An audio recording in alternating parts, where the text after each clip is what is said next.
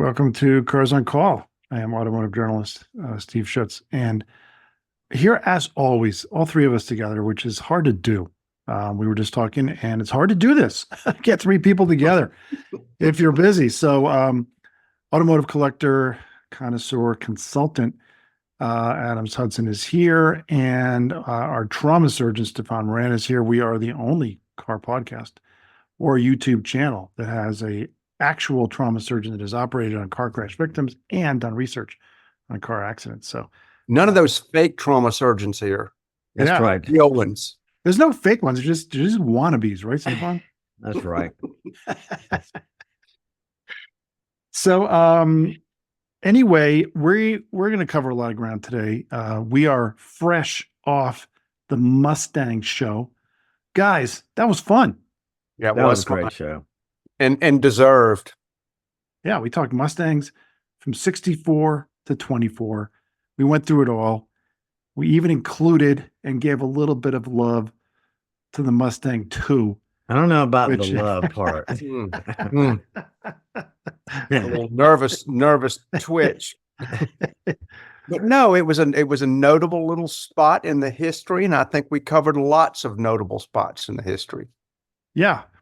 And today, speaking of history, we're kind of touching on Lexus, Infiniti, Toyota. It's like a Japanese sports car / luxury car episode. And we're going to talk, I'm not going to give it away. We're going to talk about a car that I absolutely love.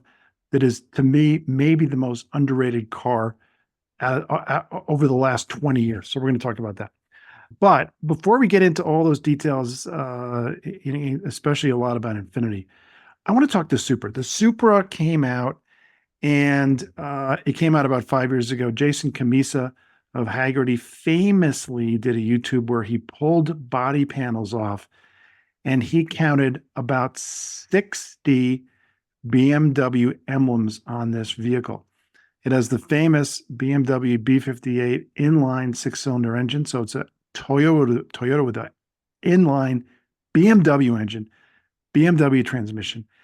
And given the rich history of Toyota, it bothered me at the time that they have their own Toyotas, their own Supras that they made forever. Why would you just say, oh, we're going to not badge engineer, but we're going to put a different body on a BMW? You could have just left the GE off the badge engineering. Bad engine. Bad engine. Thank you. Yeah. Well said. So anyway, the Supra comes out and people drive and they say, yeah, it drives really, really well. It's a good car. I agree. I'm sure it's a good car. I actually have not driven one, but they said it's a good car and it drives well. Well, guess what? It is driving much better than it's been selling. These things are not selling. And I want to give you some numbers, guys, and have you guys react. In Q1, they sold less than 500, which means if you multiply that times 4, you're going to get 2,000 for the whole damn year. That's embarrassing. And to give you some context, the Nissan 400Z has been criticized because it's brand new and people are not really buying that one. Well, that's outsold it. It sold 671. Again, not great, but more than this vaunted Supra that everyone's supposed to love. There's a picture of the 400Z. And last but not least, before we guys weigh in, the much more expensive Porsche 911 sold 1,930. That is almost 2,000 and a quarter, whereas the Toyota Supra is going to sell less than 2,000 for the whole year if it stays on the same trajectory.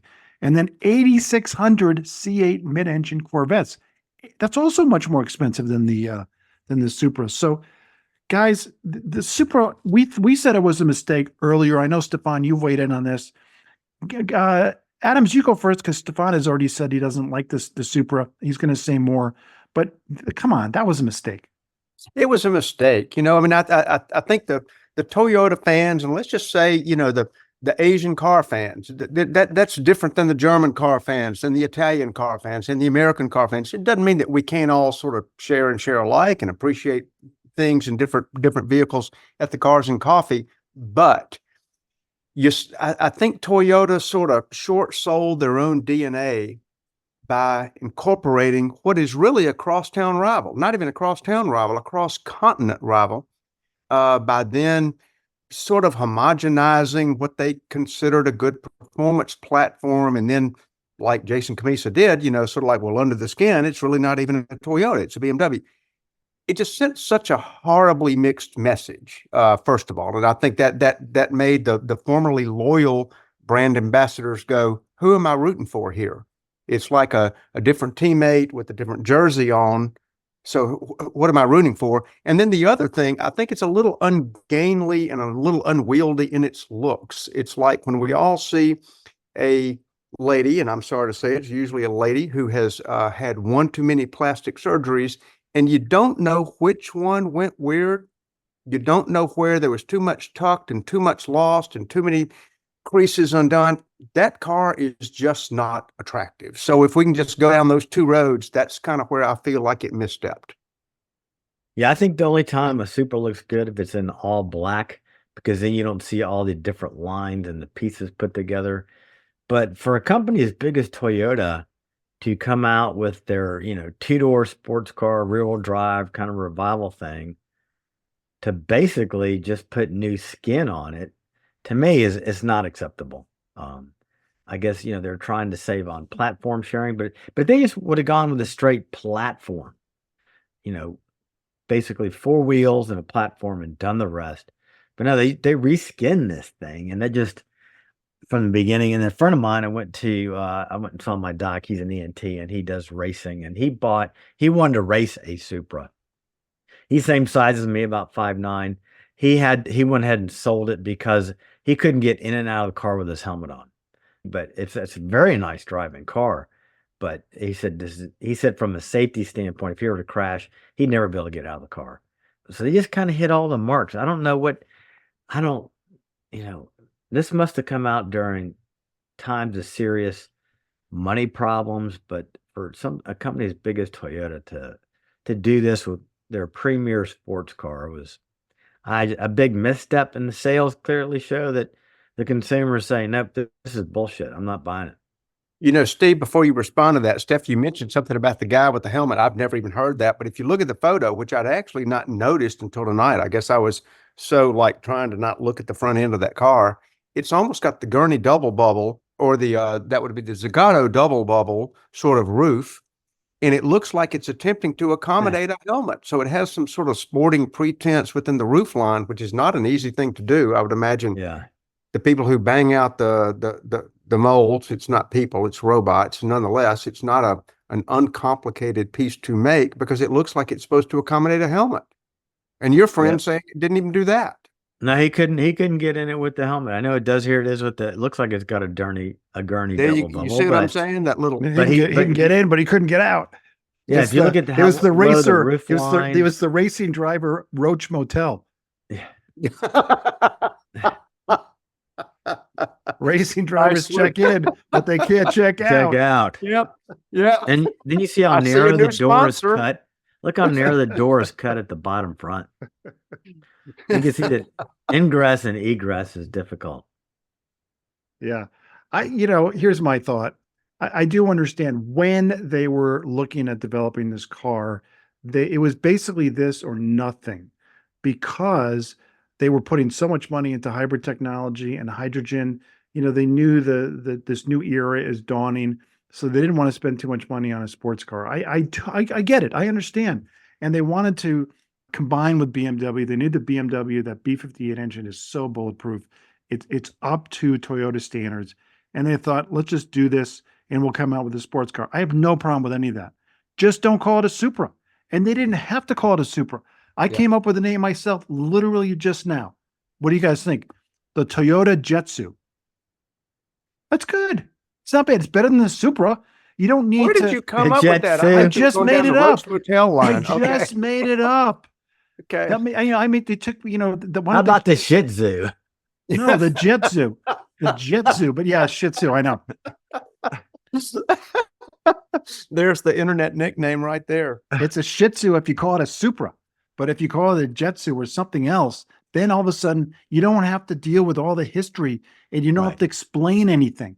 You don't have to explain, oh my God, why this great, the It's fourth like gen that was slapping the Mustang badge on the Mach-E. Yes. There you go. This should have been the Mach-E Galaxy Yes. Yeah. of the 500. Not the Moxie. You're not even the Mach, because you don't want to Just- even yeah, get close to the but- Mustang. But Seriously. yeah, why not the Ford Galaxy one? I agree with yeah, that, the Stefan. Galaxy would have been perfect name for that car. You know, this is where the marketing departments, you know, of which I'm coming from. So I'm not one of those who always throws rocks at the marketing department. They have a very hard job. But you know, when they try to just sort of like paste a label on top of something, where the real enthusiasts, I think we would be counted as real enthusiasts, and then you've got people who are super fans. Those are real enthusiasts. When you try to blindfold them or sort of do a smoke and mirrors on them, it just doesn't work. It just doesn't Right. work. So, I mean, you know, the way overused terms of transparency and authenticity, which I would say those are probably the two most overused words in the entire English language right now. But Yeah. in this particular case, it is so inauthentic just to say, hey, what's a name out of our past? We might sell a few. Let's pick Supra. Steve, I don't disagree. I mean, it just needed a new name.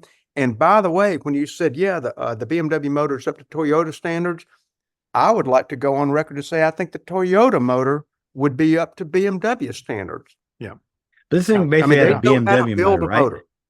What's that, Stefan? It's basically a BMW motor, right? Yeah, it's the Yeah. B58, the famous okay. B58 inline six. And So- let me say one more. Oh, sorry, go ahead. Well, so do you think in 10 years, all these guys that love tuning the JDM stuff, I mean, you see all these videos, you know, they tune all these engines. Are they going to want to tune this engine to the same degree that do all the others? It's going to be a whole new set of parts and expenses. I don't know. I'm glad you asked, because one of my partners, his name is Victor Chen. He's a great guy, and he bought a new M440i, a BMW M440i. He used to be a tuner guy. He was a Japanese tuner guy. I think Civics is what he had back in the 90s. So he was really into tuning. And well, now he's an adult and he got a BMW. And I thought, that's pretty cool. So I was talking to him and he said, you know why I got this particular car? And I said, yeah, it's a BMW. It's nice. You know, it's not an M4, but it's 85% of an M4 without being an M4. And he said, no. He said, I got it because of the B58 engine. He said, it's the same engine as it's in the Supra. And he said, the tuning community has already gone crazy tuning Okay. the engine for the Supra. He said, so I can go aftermarket and get Supra parts and Supra tuning things and stick it on my BMW. Isn't that interesting? Oh, that's That pretty is cool. interesting. All right. that- So much for what I know. Well, you put your finger on it, you know. Yeah. So you were right, actually. And Adam said, makes sense, right? Yeah, it does make sense because that's a tributary within a different river. You know, that the tuners now can see, okay, well, I could do a BMW motor as easily, I guess. I don't know about the expense. I would imagine it's probably a little bit more expensive to buy the stuff that was built in Germany. But nonetheless, if the tuners are on it, good, because they'll keep the aftermarket alive and hopefully keep cost and accessibility within the reach. Yeah, I think it's good. I think it was a mistake. I say just the name. A lot of people say the whole thing should have been scrapped.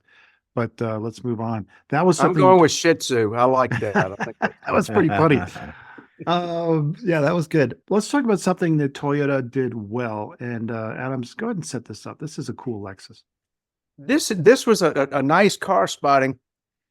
The Lexus GSF. And there it be in its car spotted original, maybe not the best photo. It doesn't matter. It's checking into a hotel there, but you don't see a whole lot of these.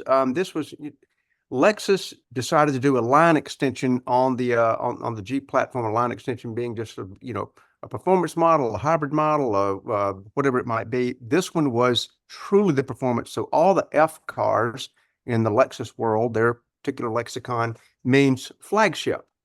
And this one was a performance flagship. They attached the F to many different cars. And to me, the F is for fast because these are the V8 cars. It's a 467, if somebody online is going to correct me, horsepower V8 in that relatively tight platform. They increased the braking capacity. They gave you cool wheels. And there should be, Steph, a photo of a different GSF. Not there, maybe in a different email. I'm sorry to have confused that with the emails. All right, But it had the most fun canted exhaust pipes. They were vertical on some of the originals, and they canned it in just because they could do it. And the front fascia was different. The rear valence was different. And they did a kind of cool thing with the front fenders where they punched them out just enough to give a little air to that big V8 up front. And I thought this was a noble effort. You know, this was sort of an M type addition to the Lexus line to have an F. And I like them. You don't see them because of what? What would you guys get? Why do we never see F cars out there? Poor sales. What's that? Poor sales. They just, the ISF, the GSF, and the RCF just never sold. And There it is. expensive. Yep, there you go. There you can see those exhaust pipes, and you can see that, like in the blue car, it was harder to see, but that little cutout behind the front fender. And you know, it was a hot looking car to me. And the white one that's being shown was I think that was a no sale on BAT at a pretty decent amount of money. So I think there's some collectability. What do you guys think? I mean, they failed, I think, because the sticker was so high. But I mean, what do you guys think about the effort? I think they're super cool. I mean, they were hot sedans. In this marketplace, you're looking at an AMG, you're looking at an M5. Difficult competition for people that have ruled the roost for a long time. But this is a bulletproof car with probably one of the best built V8 engines of all time with the variable valve timing. I mean, fantastic cars, but boy, there's a premium for the F-Type. But I think down the road is kind of like I think it's kind of a sleeper collector car, but I don't know if they'll ever really gain in value. But man, if you could pick up one of these used at a decent price, man, it'll run forever and it will be a blast. And if you're looking for a 4-door sleeper sedan, I mean, this is it, but in this kind of price range, I really want to move more into M5, the M5 territory. This was, I agree. It was up against the M5, which has a daunting history back to the mid 80s, late 80s, I guess. And it's up against the E-Class AMG, the E63 in this case. And those were actually significantly more expensive. At the time, this was like 70, 75, and those were up around 90. And it didn't have the gravitas or the history. AMG, of course, back to the Hammer, also in the 80s. And they were just cooler. I will say this. I drove 2 different press cars 2 different times. I even drove it at Laguna Seca. This is a great car. I would, at the time, when I first drove it, I said I would take this over an M5 or an E63. Period. It sounds amazing. Naturally aspirated. It sounds incredible. It's got a wonderful 8-speed transmission. This car sounded right. It handled really, really well. It didn't beat you up. To me, the M5 and the E63, they're great on the track, but they're not great everyday drivers. It's just too high strung, too much for every day. This is perfect. It's very fast. Is it as fast as an M5? No. Is it close? Yes. It's probably 85% of as fast as an M5 or E63 are. And those, again, I would be so nervous long-term with the parts and the availability and how much it's going to cost and maintenance costs. This Lexus, it revs up to like 8,000 RPMs, and not quite, but it's close. It sounds awesome. This car, I would have chosen over those 2. You want to buy a 4-door that hauls ass, that looks great, and you want to have 0 maintenance cost. Right. Okay. So you stretched your budget to whatever it is. Let's just say 40 grand. And I'm like, I'm going to get this car for 40 grand or an M5 40 grand. But you got no money in the bank to pay for repairs. You get the Lexus, and you'll be happy to the day that you drive the car to the ground. I think you're right. You want a fast V8 4-door sedan, and you want it just something that's 100% bulletproof that sounds great. This is the car for you. I feel like you guys are touching on some things that sort of occurred to me when we started talking about this car. One is that, like, what are the disappearing platforms that are now in relatively rare numbers? And of course, we all like long roofs, the wagons of our youth, and then the hot rod wagons that sort of like existed after that popularity. Well, they're rare now, the CTSV Cadillac and a few other ones. And those are really the ones that people go after. I think we're right now living in the time that the sedan is probably a little bit in its swan song. And with every SUV in the world competing with another SUV of a slightly different size and different approach, I think the sedan is a little bit on its way out. So a hot rod sedan in fairly low numbers with a honking V8. And like both you guys said, the reliability factor stands out because you look at a Porsche Cayenne GTS, it was 30% more than a Land Cruiser would have been in that day, 2010, 2013, 2015, pick a date, 30% more. Now the Land Cruiser sells for more in the secondary market than does the Porsche. Will the Porsche outrun it? Heck yeah, it'll outrun it. It'll do a whole lot of things we like, but parts availability, cost of maintenance, etc., I think have lifted the Land Cruiser. I think it'll do it to this car. I think the F series of sedans are collectible in the future for more than what we're looking at now. There you go, from Adams Hudson, the man who would know. I mean, Well, you don't want to follow my investment record and follow that, but it adds up to me. It yeah, does. I think you're totally right. And when the BMW X6 came out, I said, this is stupid. And we talked about strokes of the dumbness, Adams, and you mentioned that. When it came out, I thought it was stupid. And then the Mercedes GLE Coupe came out. I thought, that's also stupid, but it looks better than the X6. And then when the Porsche Cayenne Coupe came out, I said, all right, I think I see what's happening. Sports sedans are going to be replaced by those. And I don't like it, but that's the reality. Right. So that was like Dumb and Dumber and Dumbest right there. That's the lineup of those three. But that's the reality, right? Yeah. Like the M5 is going to go away. There's fortunately an M5 wagon coming, but the M5 is going to go away. The E63 Mercedes is going to go away. The GSF, of course, long gone. I think it was out of production about 5 years ago. But all right, let's move on to safety, Stefan.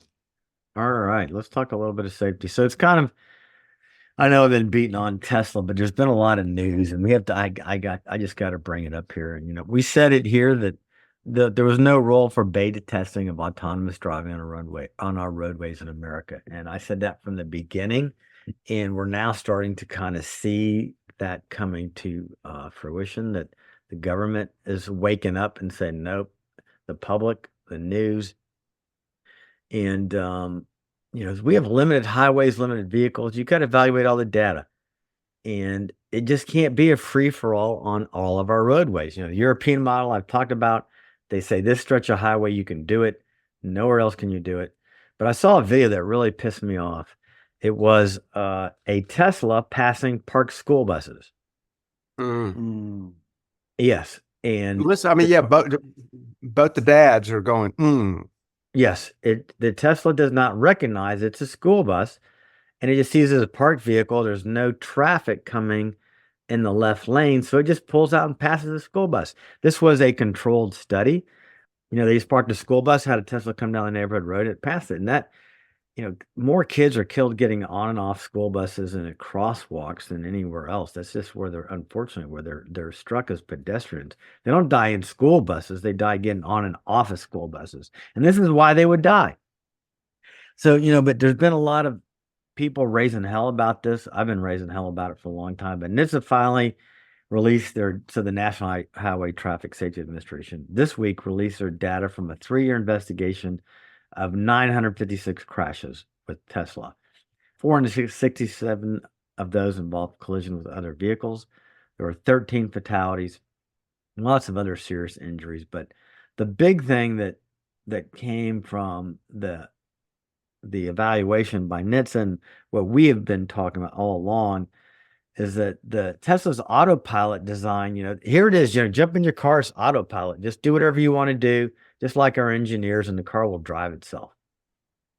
Well, their whole mantra and how they rolled out autopilot, I know Elon Musk wants to get people to Mars, and he wants to get autopilot completely out here on our roadways. But it led to a lot of foreseeable misuse and avoidable crashes that the report stated. And it did not, quote, sufficiently ensure driver attention and appropriate use. Quote, weak driver engagement system. and that the autopilot stays switched on even when a driver isn't paying attention to the road or the driving task at hand. So they've come out with a new version of the software. They dropped the price. NHTSA still isn't happy about it. They said it's not enough. And then, here, this is kind of like old news to me, but, finally, all this NHTSA report comes out. Senators Edward J. Markey, a Democrat in Massachusetts, and Richard Blumenthal, a Democrat from Connecticut, issued a statement calling on federal regulators to require Tesla to restrict its autopilot feature to the roads it was designed for. Well, I've been preaching this all along about Tesla's autopilot. And, what I really do fear is that with the experience we have with Tesla is going to seriously set back all of the automakers on their rollout of autonomous systems. And without a doubt, autonomous driving vehicles will be safer than humans. Okay, that's going to happen. But the rollout has to be done properly. And I just think Tesla has not done it properly. They've got a lot of money. They can pay out a couple million here, a couple million there, like they did in the most recent California case, and they'll continue to do so. But I think, hopefully this NHTSA study has sparked the government to be more proactive as the Europeans have been with autonomous driving, but we just haven't seen it. I know we talk about, how can we ask for more government regulation, but here we need regulation, and beta software testing on our roads, there's just no role for it. Eventually we will get there, but not right now. So I know I ranted again on Tesla, but every day the news comes out supporting what we have said on this podcast for the last several years. Well, yeah, I was, kind of, who knows what this means and whatever. I was certainly against just a blind rollout, which is what it is. You can just do whatever you want, whenever you want. And it's funny how you have one experience that kind of changes your mind or changes your perspective. Didn't really change my mind, and I guess this is kind of predictable. So this is on the 101 in California, and somebody had a video. They were driving by, they were passing a Tesla that was on autopilot. And thankfully, there's the window and glare and you can't see really clearly, but you know what's going on. There's a male driver and his girlfriend is doing, what on top of him. And they're just having a grand old time. Now, if that's not distracted driving, I don't know what is. Stefan, if you have visuals of this will be on the show. Oh, what am I? But That was on YouTube. It wasn't pornographic because you can't really see anything, but you can see enough. And I looked at that. I said, "This is unbelievable. This is the most dangerous thing I've ever seen in a car." I agree, and though we sort of smile at it, you imagine, and to take a terribly dark turn here, if the worst had happened during that, which it that was the Lorena Bobbitt driving mode, sudden braking.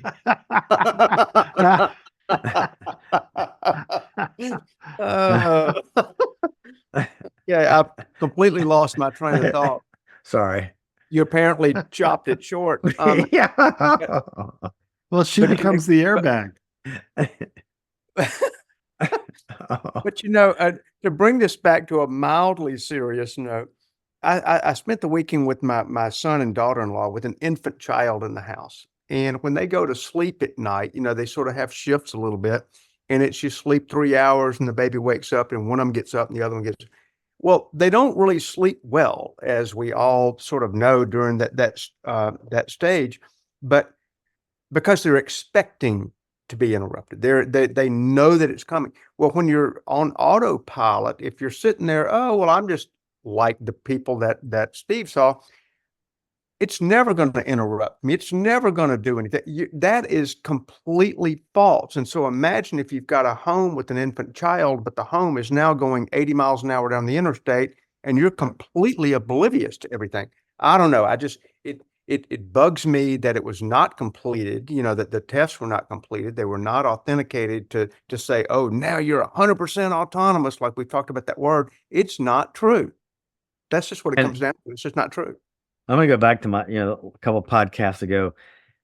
There should not be an autonomous driving system without LiDAR, which is a low intense pulse that can change rate of vehicles. The Tesla system is purely cameras. So you need the additional technology talking to each other that the LiDAR can recognize that just this vehicle stopped, and then putting more information together. But anyway, Yeah, it's we've been down we this beat road, up on so this, so we just be so brief with it. we're going to move forward. But of course, it's a good point, and of course, this has to change. And I can't imagine why Tesla would not integrate LiDAR. They're probably working on it right this minute. So there's something that I think needs to be discussed, and we've gone down different roads where we talk about, has Lexus lost their way? Has BMW lost their way? And in some small ways, those companies have. They're very, very successful. So we can say that, hey, they've kind of lost their way. Well, let's talk about a company that lost its way before it even started. Literally before it started, Infiniti lost its way. And I think this needs to be talked about. Infiniti is just sad. They are irrelevant as a luxury brand. They started at the same time and basically at the same place as Lexus. This was 1989. They both came out with luxury sedans and then a smaller car. Also, a coupe in the case of no, it was a coupe. Infiniti, but Lexus, it was two sedans, the LS400, the great LS400, and then a smaller car. So the Q45 and the LS400 were competing, and they really were rivals. And everyone kind of expected they would kind of do about the same, and they didn't. Right from the start, Lexus outsold Infiniti easily, and Infiniti never ever really got going after some missteps, which Stefan is going to go through. In 2024, it's really ridiculous. And let me say, despite the fact that Infiniti sells many of their cars to rental fleets, and Lexus has never sold a car to a rental fleet. Despite that, here's some numbers. Infiniti, 13,904 cars sold in Q1 2024. It's like 14,000 cars. Lexus, 78,000. It's not even close. Infiniti is just ridiculous. And this tells you how bad it is for Infiniti. Infiniti has many, many dealers. They are very mainstream as a luxury brand, even though they're not selling well. Porsche, which is high dollar, much more niche, they sold almost the same, 13,429, 13,900 for Infiniti. Porsche this quarter, I'm sure, will pass Infiniti. That's how far they've fallen. Stefan, come on, go through the history, but let's talk about how sad this is. Yeah, I think, it has to go all the way back to the beginning to me, because basically that Infiniti and Lexus rolled out about the same time. And, Yeah, show the Q45 and the LS400. Just scroll here up. we go. Here, let's scroll back. And this is where I agree. Oh, yeah, there you go. Back to the beginning. Infiniti had this very vague kind of maybe Japanese feel good. They didn't really show the cars, but they're selling a mood and emotion. And Lexus was just the relentless pursuit of perfection, engineering perfection. And there's all this hype between the two. And then when the Infinitis rolled out, they were just like kind of to me. I was expecting something a lot more, but the Lexus nailed it on the design. The Infiniti had this kind of jelly bean. What was it, the J30? Yeah, the J30, this very jelly bean car. And they did more badge engineering with Infiniti than Lexus did from the beginning. Lexus came out with new vehicles, new models, or at least they looked very, very different. The Infinitis looked like they were kind of running out of some money, so let's just change the interiors, kind of like a Buick versus a Pontiac versus a Chevy. And it didn't really go along with rolling out a new brand for me. They did have some hits over the years. We'll show you a few hit here. Here we go. The G35 in 2003 and the G37. I bought a G37 for my son. Great car, lots of fun. Great motor. Fantastic motor, that V6. So, so kind of looking back at them, it brings us back to the core. How is Infiniti as a brand? How's it better than Nissan? I mean, you got to ask yourself, that's what it's supposed to be, right? It's their top brand. Is it better than Nissan? What about the service experience, the sales experience, the longevity, brand perception? None of those areas they didn't hit it out of the park in any of those areas. And so they couldn't really differentiate themselves. And then there's been a lot of changes in leadership between Nissan and Infiniti. And Infiniti just never got that laser focus that Lexus did.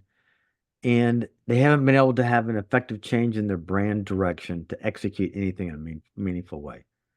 So let's talk about product strategy. They really don't have a clear and compelling product strategy. What is an Infiniti? Well, it's a gussied up Nissan. Okay. They have not been successful as competitors in developing that same identity. So they can't differentiate their vehicles in the marketplace. Competition, they're supposedly in the luxury market. Well, that's highly competitive. You got BMW, you got Mercedes, you got Audi. They dominate the segment. I mean, Lexus is up there. Acura is kind of a has-been. But, with that stiff competition, Infiniti really hasn't done anything to make it appealing in that subsegment of the marketplace. And then perception and brand image, they face a lot of challenges in terms of perception with their brand image. What is an Infiniti? Some consumers view it as a prestigious brand compared to competitors. Others look at it like, well, no, it's just the fancy Nissans. Okay. Product reliability and question, product quality and reliability as compared to the others, especially to Acura and Lexus, they were not as reliable. The quality was nowhere near as good. So once again, they're trying to come into this niche marketplace of a luxury car maker, and they have not significantly impacted the consumer perception, and that hurts sales. If you look at market trends, they've lost a lot of market share. They did not keep up with the big shift towards SUVs and crossovers, which were desirable in that segment. They did have a few kind of interesting ones, but nothing that really set them apart from everybody else. So they didn't come in strong. They kind of drifted here and there, but they never really had a core identity as to who they were as a brand. And I think the sale, there are some nice vehicles. I mean, G30, the G37 that we had, I mean, fantastic car. I mean, the underpinnings were an Altima, but I mean, it was a much nicer version. I enjoyed driving that car. It was fast. It handled well. But I mean, you look at what are the stars that came out of that whole lineup for all these years. It's kind of hard to put your fingers on some cars that just are really standout vehicles for that segment. And I there's just think no they've collectible shown the cars, right? star. Well, go ahead. There's no collectible cars, are there, Adams? No No. collectible Infinitis. I'm afraid not, and I think Stefan hit on all the points, just sort of the weakness. I think that one that you showed, the 03 G35 might have been sort of their last sort of moderate hit, and we're talking 20 plus years ago. And I think you mentioned you touched on some wonderful things too about, what is the identity? And it sounds like one of these sort of like, oh, that's a marketing term. No, well, when you start taking it apart, an identity means a tremendous amount, whether or not you want to like get into the esoterica of it. But, if you look at say a Honda to an Acura, which are the same cars, it's a very short distance, but it's a defined distance. A Toyota to a Lexus is a longer distance, but also extremely defined. They don't really cross up. A BMW to a Bentley or an Audi to a Lamborghini is an incredible gulf, and most people walking around in the car buying public don't even know they're related.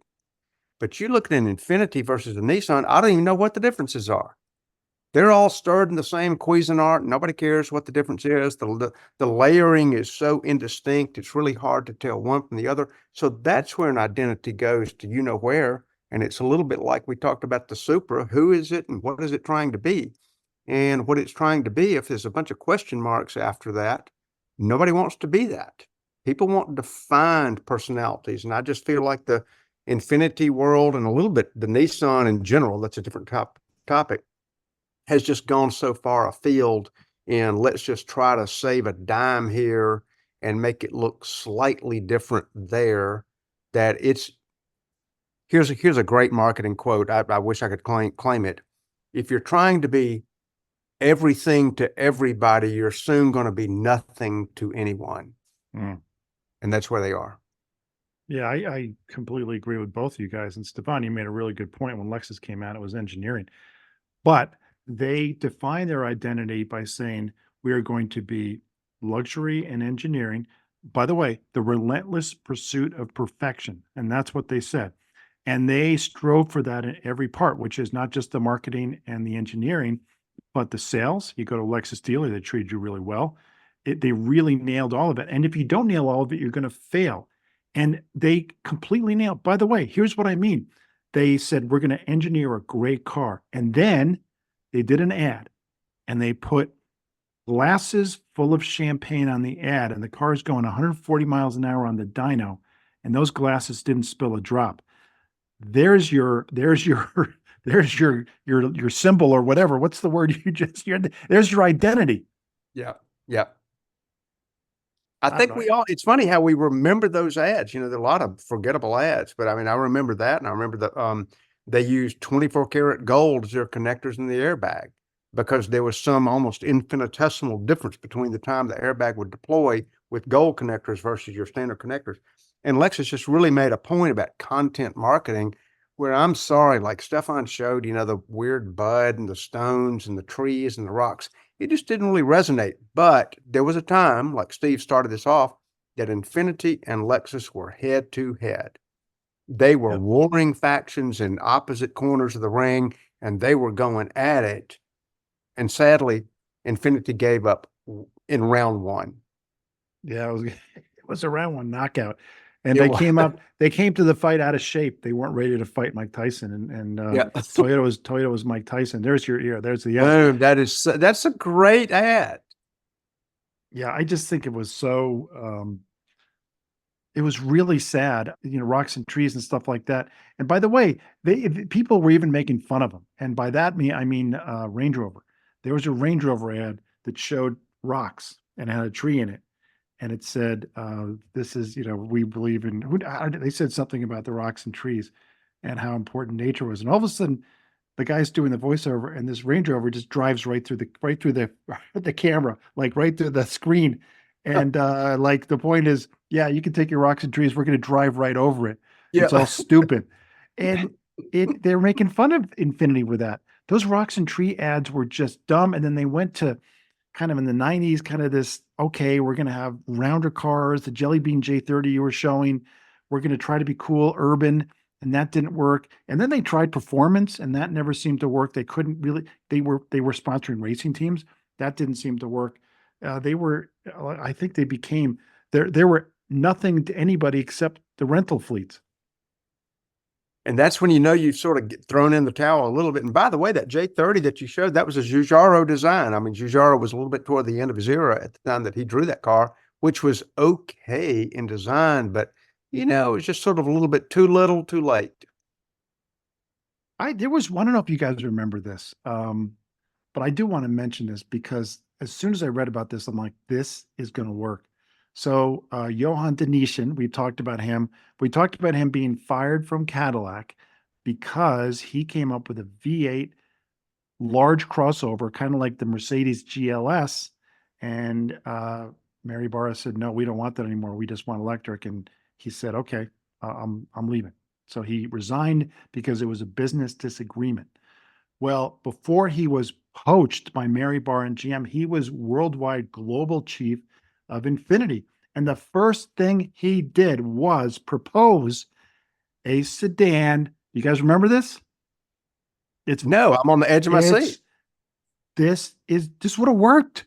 You take a sedan like it was the basically the G35, that their midsize sedan, and he put it on top of the Nissan GTR powertrain. Oh, wow. That's an M5.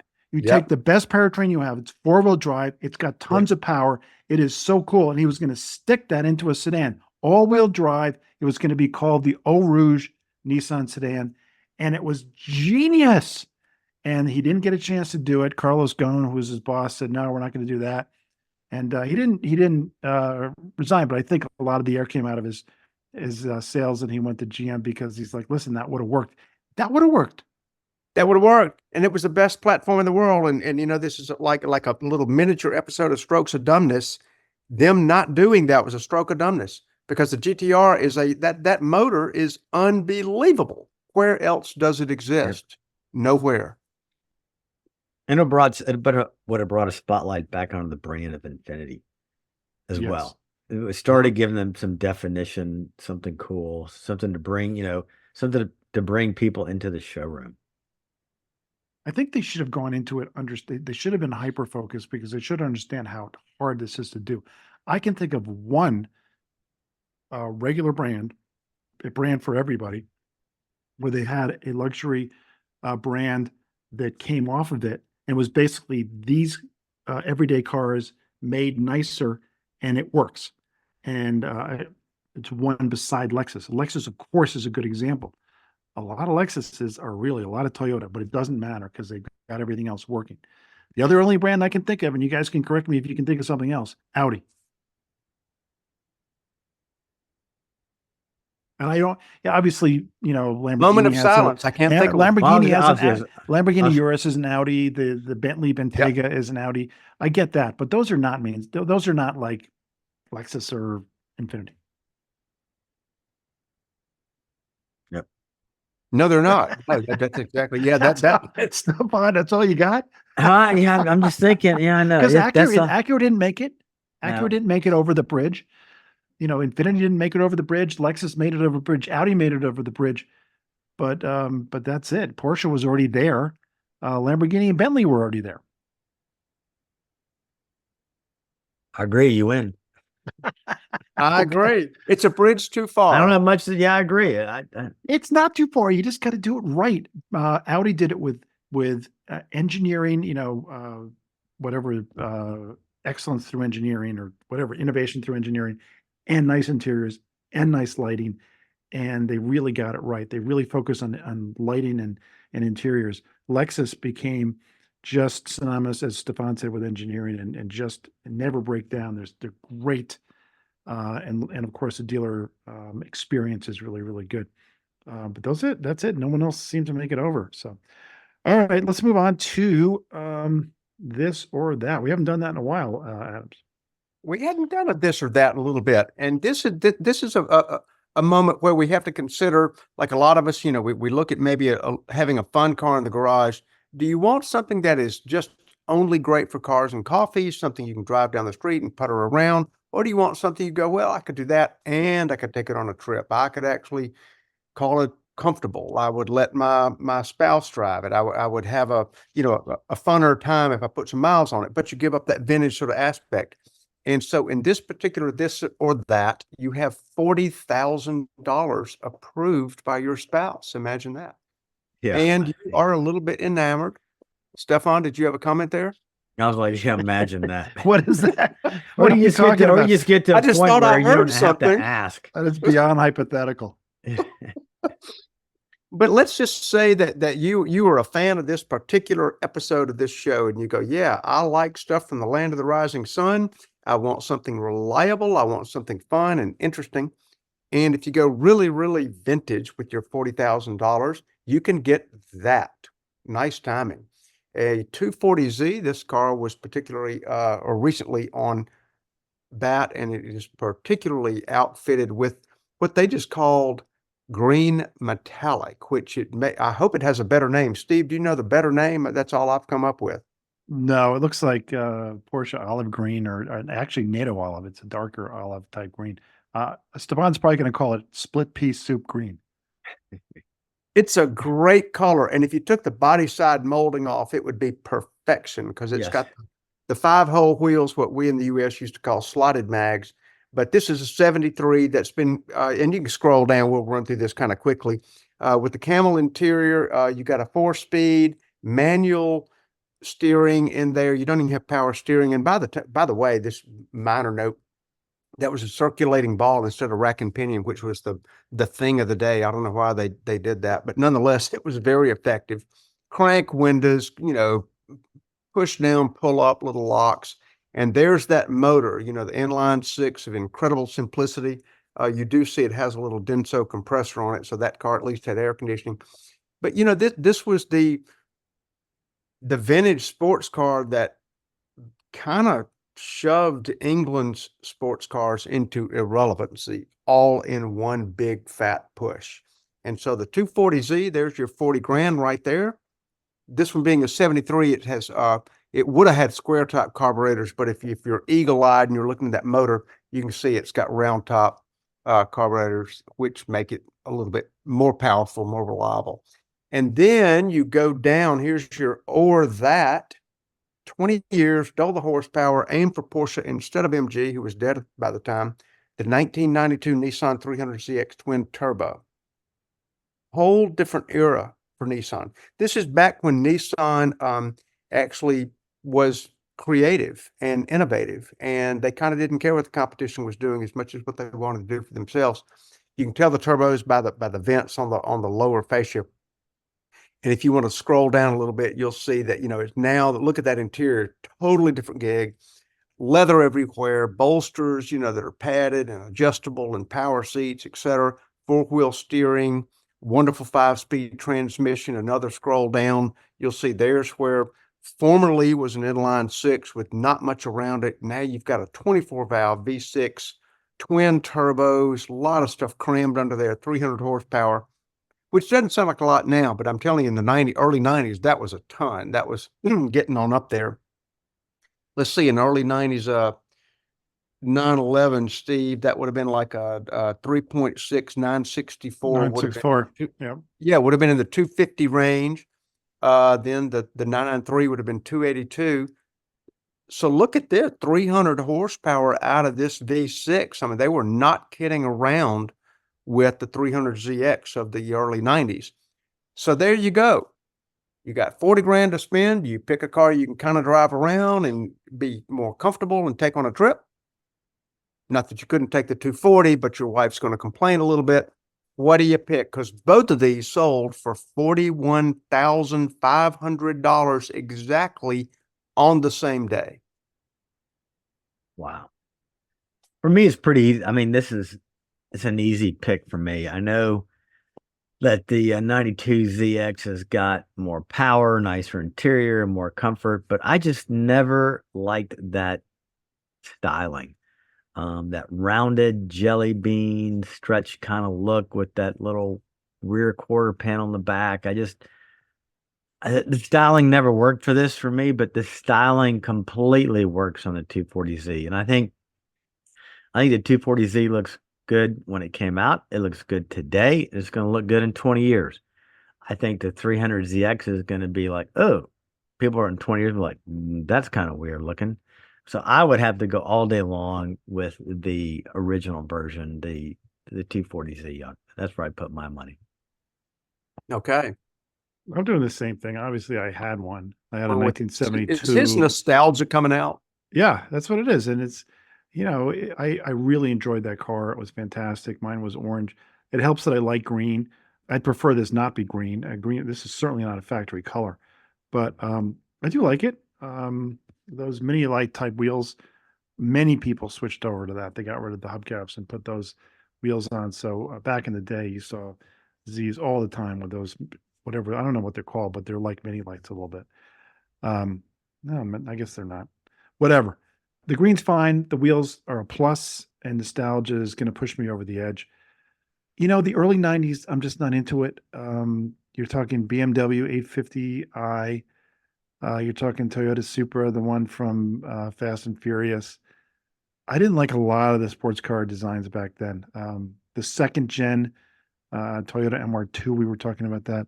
I didn't like hardly any of it. And this is just another one I was like, blah. I wasn't excited at the time, and I'm not excited now. So for me, it's the 240Z. I'm not at all excited about the 90s 300ZX. I don't think time is going to be kind to that car. I think 20, 40 years from now, it's going to be $40,000 still. I don't think it's ever going to catch on. Wow, what an interesting take here, because I see this, the later one, the one that's getting kind of dumped on here, as a direct competitor to the Supra, which has definitely caught on that gen, that was a competitor. Same horsepower, wasn't anything real different. The Mazda of the Well, same exact era, the Yeah, the RX-7. RX-7. Let me ask Yeah. you a question, and because the Mazda RX-7 is also not really caught on. Here's my question: if there had never been a Fast and Furious, would that Supra be anything? Man, that is a great question. It would be less of something. I just really think that car that movie and those cars caught the same wave. Certainly the popularity of the entire, how many are in the Fast and Furious franchise series? 7, 8, 9, 10, I don't know, a lot. And clearly it has a huge following. I don't know, Steve. I think the Supra would probably stand on its own merit, but when you look at the competitors, and if you're a sort of have a minor collector mindset, you're not trying to get all in the weeds with it, but you look at the cars that competed with each other that are relatively the same power and performance, maybe about the same production numbers. I would think the 300ZX probably outsold it, to be honest with you. And I would say the Mazda RX-7 was probably the least seller of those three. Somebody's going to correct me on that. But the RX-7 has absolutely caught on in value. The Supra has led the charge. The Mitsubishi 3000 VR4, however many letters, yeah. GT VR4. I think that car is going to be a little bit late to the party, but I feel like the 300ZX will pick up its own sort of steam. Nonetheless, I'm picking the green 240 to go in my garage. I think it's the 240Z is really a classic. It was cool when it came out, and it was cool 10 years later, and it's cool now. That will always be a desirable car. Now there's the Fast and Furious Supra. Yeah. Yeah, I mean, there was something about it. It captured the zeitgeist of the 90s, the whole tuner thing. It captured it. And that particular car is why I think those Gen 4 Supras are so valuable now. But again, I think that RX-7 and the 300ZX will never have anything like the desirability of the Supra. Probably not. Oh, and a minor point on the green. When you look at it, you think, oh, that wasn't of the era. That avocado green, or whatever we would call it, is an original paint car. Wow. What? Yeah, I that's an didn't original paint know. car. Yes, sir. That was you would have to read the entire ad, but the guy who promoted that car has owned 15 Zs, and he had been upside down and inside out on every single panel. That's an original paint car. I Yeah, paint remember that code color one's for 113. I Here it remember is. that color for the 280Z, but not the 240Z. And by the way, it probably matters it's 1973 because I don't think that was offered 70, 71, or 72. I think it was probably only 1973, which was the last year of the 240Z. I love it. I would take that car in that color Yeah, me too. with your money. Yeah. I'd buy the 300ZX with somebody else's money. But there was one out of all those that I think has potential, and that is the Spider, the 3000 GT Spider, spelled with Yeah. SPY. It was Yeah. very expensive. They sold very few of them, and it was a cool car. So that Mitsubishi is probably the only collectible Mitsubishi ever created. But Yeah. I don't know. To me the guys the 240Z is just cool. It's always been cool. The 280ZX, 300ZX, it was cool at the time, but it faded pretty darn quick. Agreed. The fad wore off. Yeah, here we go. I just pulled up a 3000 GT Spider. I've never even seen one of those. They sold almost none. I mean, Yeah. Yeah. and it's so rare. That's the thing. It was very expensive. I remember it being like 60 grand or something. It was like as much as a Porsche 911. I'm like, wait a second, who's Wow. gonna take that over? But here you go, because they made so few. And it did have performance. Adams, what are your thoughts about that Spider? Well, that was an incredibly heavy car. I think that was the knock to Mitsubishi at the time, that it had four-wheel steering. You could get the VR4 four-wheel drive, twin turbo. It had slightly more horsepower at a whopping 310 over its competitors, but it just didn't really add up. You know, the specs really didn't support it. And that's when Mitsubishi was a viable competitor to those. And now you don't even, I mean, they're like, who are those people? Who is Mitsubishi? I feel like that particular car probably will have a niche collectability following. If we look a little bit back in history, there's a time that the Hemi of the Challenger, Charger, Cuda fame was nothing. Nobody cared about those things. They were just a complicated gas guzzling loud motor that was hard to get parts for and hard to tune. And And double now the price of the car. Yeah, exactly. And now you look at them in collectability wise, who knows? The Mitsubishi may surprise all of us as a dark horse, but I don't know if the 300ZX is ever going to get there. Yeah, I agree. Yeah, and I don't think this one will ever get there either. This is Yeah, an SVX. Yeah, Yeah. yeah. And that's an obscure pick. Same era though. Yeah, Mirror. exactly. SVX with the window in a window. Every Yeah. stylist in the world had attempted to make that work, and Subaru ends up buying it. That's unbelievable. There was a there was a bubble economy in the Yep. mid to late 80s into the early 90s in Japan, and they had funny money. They had so much money they could just create all these crazy cars, and they did. But it all came crashing down in like 95 or so, and it was over. And then there was all the Japanese cars were boring after this. But the SVX was another bubble car. Thanks for remembering that one, Stefan. That was yeah. Oof, geez. That's never going to have a moment. Do you think, Stefan? I mean, Adams, is that ever going to be collectible? You know, I think as sure as we're sitting here talking about it, you know, right as you mentioned the whole economic thrust of what was happening in Japan, you know, with a huge real estate bubble, I think that's where the genesis of that lay. Right. There was a ton of money laying around. The Nikkei was like hovering up there, like right with NASDAQ. And, you know, it was like, oh my gosh, what are those people doing? They're printing money over there. And sure enough, it was like they were printing money over there. But when there was the free for all, if we were smart with our investments, we would all be buying pre-crash Japanese early 90s cars and stuffing them away. Wow. Well, it's going to be you and Gary Duncan because I'm not interested. This is why I'm not a jillionaire, by the way. I give these great predictions that don't pan out. Although I probably, if Gary Duncan said to buy one, I'd probably buy one because that guy's I would. Oh, and he has So an smart. SV. He has a few SVXs, by the way. because he's so smart. All right, well, let that be the final words. Stefan, close us out, and that's it for today's episode. All right, everybody. Thanks for listening. Hit that like, subscribe button, hit the bell if you're on YouTube, and we'll see you next week.